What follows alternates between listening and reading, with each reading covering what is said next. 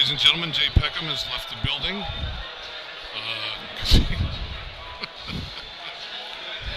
Wow. Wow is right. Holy snapping. 4-0 against the Sarnia Sting right now, if you're just coming back and joining us here. And what do we got? 31 shots on goal for Kitchener to our 18. Not a huge improvement. 9. We got 9 this time instead of 7 or something like that. 10. No. Well, 11. and let's be fair. We only have 18 shots on goal because we've spent about 10 minutes on the power play, including a minute and a half with 5 on 3. Yeah. Just can't buy a goal here today. They'd be tripling us up in shots on goal. Yeah. Well, and just I don't know. There are a lot of advantages out there that the Sarnia Sting just aren't able to take advantage of. Like I said, they can't even buy a goal right now. And well, that might be a good start. I mean, maybe they should put a few dollars on the table and say, "Holy snapping! Holy snapping!" Oh. Definitely. I think they did better in the first period. Yeah, that was it was a bit of a sloppy mess, I would say.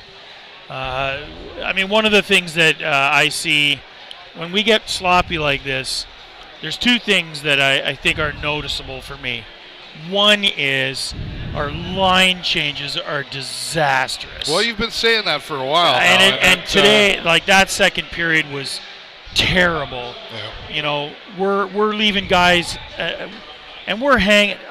You know what? I, honest to God, would vote for Langer for Prime Minister right now because, frankly, that guy is doing more for this team right now, and it doesn't show in the score, let me tell you, because every single one of those goals have been completely not his fault. Yeah. You know what I mean? They've been hanging him out to dry. If he doesn't crack the top 3 for 3 stars of the game, I'd be shocked because, frankly, his play so far has been outstanding. 31 shots for Kitchener, and every one of them have been, like, outstanding. You know, our shots, 18. Well, a shot on goal is technically when you put it towards the red thing with the mesh on the back, and the goaltender stops it from going in. I'm not so sure that... of the goals, our shots on goal, how many of them actually fit into that category? Right. Because we've whistled more wide, high, posts, or not even like anywhere near, you know. We're passing into our guys' skates. We're passing behind. Hitting the post does not count as a shot on goal. No, I don't know. But whatever. No, I'm telling you it doesn't. Okay, well, thank you for clarifying that, which means, you know, I think they're counting it anyway. I think they're just shot on goal is if it would have went in, if the goaltender was not there and it would have went in, that's a shot on goal. All right, so we should probably be at 20 then. So interesting. Okay, so we don't have to talk a whole lot about the score. It's 4-0 and the shots on goal. Okay, and Jay's frustrated. Interesting that you brought this up. We talked about this last year, I think. Yes. But here's a refresher course. As I said, so a shot on goal is if it would have went in without the goaltender being there, then that's a shot on goal. If it hits the post, that is not a shot on goal because it wouldn't have went in. If they shoot it towards the net and it goes over the top, that is not a shot on goal. If he catches it in his glove outside of the red thing, that is not a shot on goal. Okay? Now, the other perspective, and I just had this conversation last week with a friend of mine upstairs there. Okay. So talk to the man upstairs. Sure, the man upstairs. Maybe that's what we need to do. Is talk to the man upstairs. Please, let us have a goal. All right. The man upstairs also reminded me, and it made really good sense, is that you have to understand, too, where you're sitting and where maybe the guy sitting way over there is sitting, the perspective is completely different. I get it. If you're playing a game of pool and you stand up over, or you look down, or you pull a bow and arrow and you do this, or you get 2 different angles at it. So there's that little bit. Now, I won't disagree that maybe sometimes they go make a little adjustment because of that perspective, and they go, well, that from my. So you got to keep that in mind too. So right, but if it goes towards the thing, and you hear it ding off the glass, it was the wrong perspective. Somebody has a wrong perspective here, and that, frankly, it's not me. But you're saying that it's that when they hit the glass, they're still counting it? I don't know. You know what? I don't even know. I just we can't seem to hit the red thing. They painted red. I don't know. You didn't bring me in here because I know anything. You brought me in here because I talk a lot. I didn't bring you for knowing anything. We just seem I did this a year before I brought you along. I hear you. And you'll probably do it for a year after I'm gone. Probably. But whatever. I don't know, we'll see. But the point is, we do not seem to be getting shots on goal, quality shots on goal, I guess is what I'm saying. Well, so much is whistling wide or not being taken. There's opportunities fumbled and lost, passing into the skates, passing behind the guy. And on the other, here's the other thing. The other thing that I find notably frustrating, especially when we're on a power play, is that we seem to play our power play from the blue line and the corners. Yes. Whereas if you watch teams like Kitchener playing on a power play in our zone, they've got one guy standing in front of our goaltender or on the post. They've got guys inside doing the job of the inside guy. We don't do that.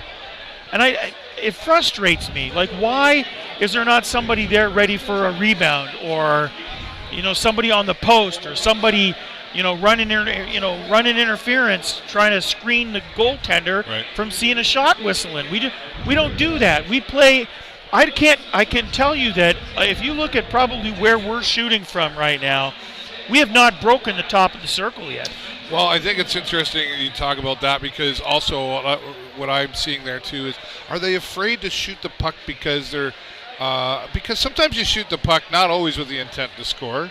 Maybe you shoot the puck to set up a rebound, or maybe you shoot the puck to just let the goalie know you're there. But you got to have people in place for that, right? But are you afraid to shoot the puck for fear that as soon as I take this shot, we're going to lose it and it's going to go back to Kitchener and then we're done? So is there a fear factor going on there? Which frustrates me even more, because frankly, if you're playing against a team that is clearly faster than you are, why are you dumping the puck into the zone?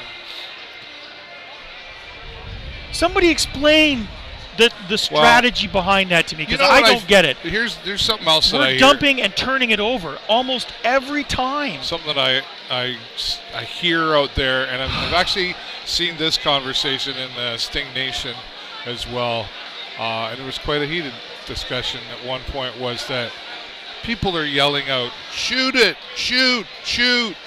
Listen. Yeah, that loud guy in 108. It's crazy. No, there was a whole bunch there at fair enough. Point. Half the place was yelling. Listen, they're down there, and if they don't, they call it a lane or an open spot or whatever, their perspective is better. You're right. Kitchener is really good at closing down the lanes. Listen, Kitchener is just outplaying us right now, and they are just on top of us. Mm-hmm. And when the puck moves, Kitchener is there to pick it up. And when they grab a hold of the puck, they're down in our end, and they're setting it up quick, and then boom, there you go, 31 shots on goal. Then we should be trying to change the way we play by controlling the puck more, rather than doing the dump and turnover thing. Okay. We're creating enough turnovers as it is. So if we try to keep the puck on our stick or in their net a little more frequently, we got a better chance of making something happen in this game.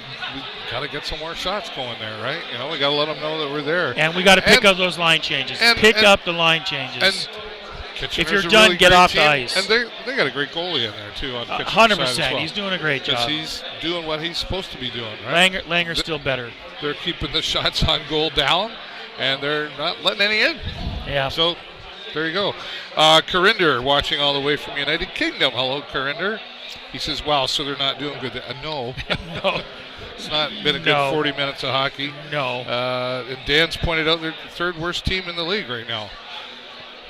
Playing against the fifth best. The fifth best, something like that. Actually, I think I want to say we're in 17th place. So, there you go. So we're bottom 4, right? So it's been a frustrating 40 minutes of hockey, certainly for Jay Peckham, but definitely for the Sarnia Sting. And here's that time we wish we were fly on the wall in the locker room. What's being said? Hey, I think at the end of the day, these young players can come off the ice, go to the locker room. They already know what's happened. Mm-hmm. I think they already know what's going on out there. I agree. I really watch Ryan McGregor a lot. I feel for him. Great player. Even Jamison Reese out there. Jamison Reese has been working hard at pushing those shots on goal, hitting the post several times. Sure. And then when you Reese, do that, McGregor, Jocelyn, and you're right you can there, see the frustration. Totally. In their face. McGregor is absolutely. come on, Well, they're creating opportunities, and it's just not working out, and that's got to be frustrating. I hear you 100%. Yeah. Jesse's out there. Hey, Jesse. Have a good night, David. See, they're saying hi to me again. I know, that's your show. Not even mentioning who am I, it. right? Yeah. Thanks, Jesse. And thanks to all of you who are watching. Last day with the... I don't know. What was that all about? I'm hungry. Hopefully I'm hungry for a win or at least a goal. Anyway. Coming back up right. Please, the guy upstairs, please. I'm going to go talk to the guy upstairs about shots on goal. Yes, 100%. Jay Peckham said. Make it happen. Have him watch those line changes too, because I think that's critical to the success of a team is making sure your timing, you got to be quicker. You've referenced a couple times to an old player that used to be on the Sting that would Merrick Indra, would fly off the bench and then fly back onto the bench. I know he was up. good. Well, there you go. And we've had some guys that were really, really, really slow. Honestly, you know who was the slowest line changer ever? Nail Yakupov. Oh yeah, it's terrible. Yeah, terrible. All right, well. Queen's playing again. We're about 3:20 away from the Sarnia Sting coming back out here. Hopefully.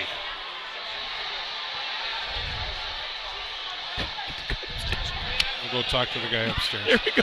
4-0 right now for your Kitchener Rangers against your Sarnia Sting. Kitchener fans that are here, they're certainly smiling right now. You can point them out. You can see them. Yeah, 100%. They're the ones with the smiles on their face. Yeah. All right, well, let's continue on. We will be back here at post-game. Brian Nesbitt. Brian Nesbitt says, hi, Jay. Hey, nice. There you go. Thanks, Nezzy. Appreciate it, brother. Feeling bad. All right, we'll be post-game as well. We'll give you an update as well. Hopefully something positive. Let's see what happens here. Can they come back and turn it around? We'll find out.